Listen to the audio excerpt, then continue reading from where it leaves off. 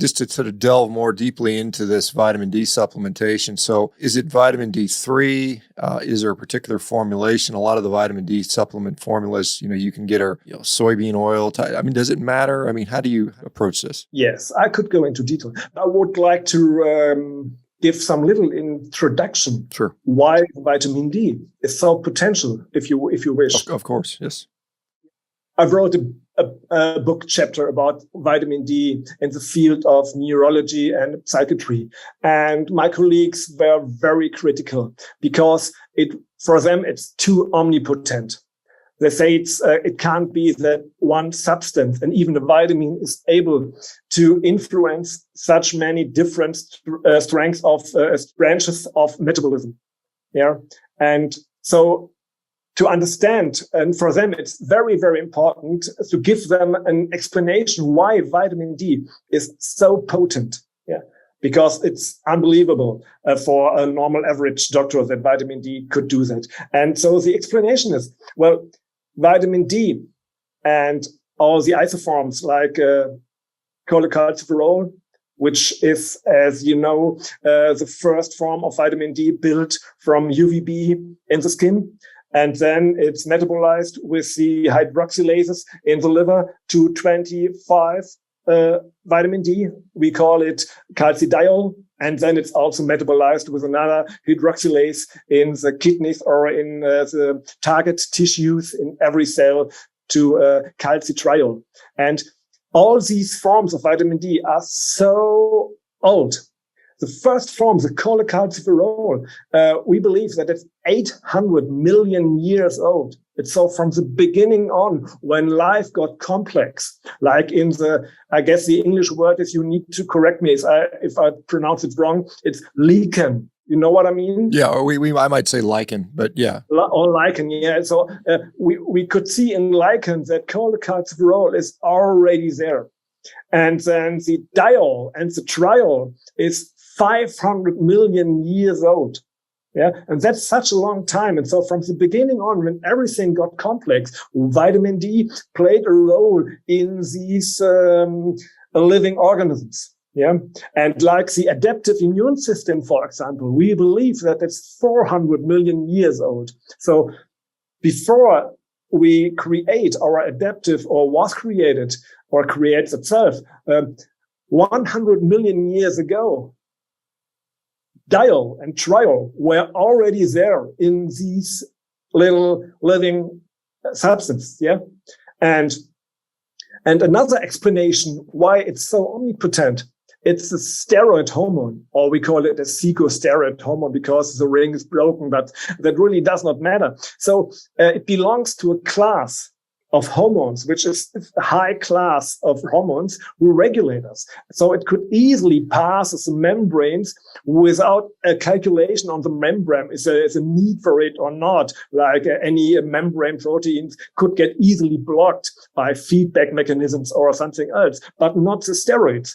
They could pass the membranes very, very easily. And vitamin D is one of those. It belongs to the class of steroids, yeah, who could pass the membrane. So it could be very potent because it could pass nearly everything.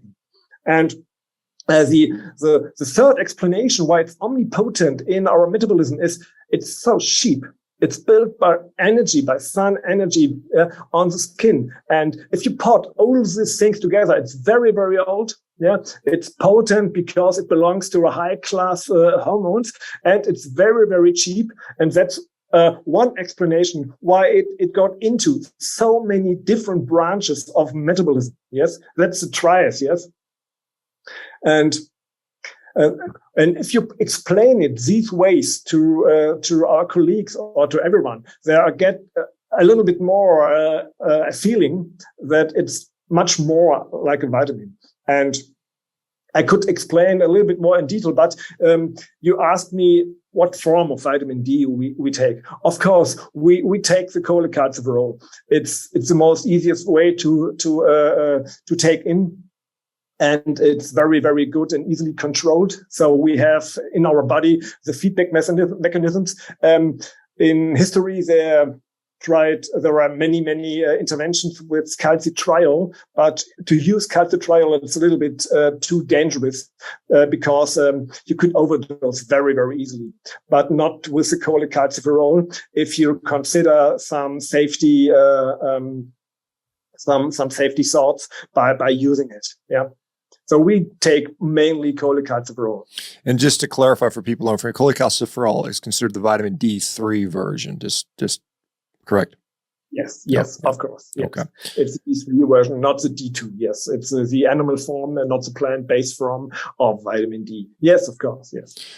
And, you know, with vitamin D being so well conserved and so old, you know, I mean, one of the concerns, like we talked about, was calcium metabolism. And I've read the Coimbra protocol, or at least the summary of it. And I know one of the things that's done is to measure a parathyroid hormone function. And there's this concept of vitamin D resistance that many people with autoimmune people. So talk about, if you don't mind, there is a concept that people with autoimmune diseases have vitamin D resistance. Is that true? Yeah, that's mainly the hypothesis Coimbra made from a clinical perspective now only 18 or 20 years ago. He was wondering why vitamin D from the literature, if you see the mechanistic behind vitamin D, and he thought himself, why isn't it more successful in treating infectious diseases or autoimmune diseases, if you consider that vitamin D is expressed, or the vitamin D receptor at least is expressed in nearly every cell. Yeah, there is only a few cells, really only a few, but mainly in nearly every immune cell, the vitamin D receptor is expressed. So why is that? And why is vitamin D involved in nearly any action or every action of the autoimmune system? Yeah. And so why is it that if you treat people with vitamin D, why isn't it more successful? That was his thought from a clinical perspective. And he was so right, as we later found out, like Karlberg et al., that there is a form of acquired vitamin D receptor resistance, or vitamin D receptor or vitamin D resistance. There are potential ways to block the vitamin D system. Like, for example, the hydroxylases could be altered, or the vitamin D binding protein could have some genetic mutation. But we think that the most potent and is the vitamin D receptor itself, which could be responsible for these resistance.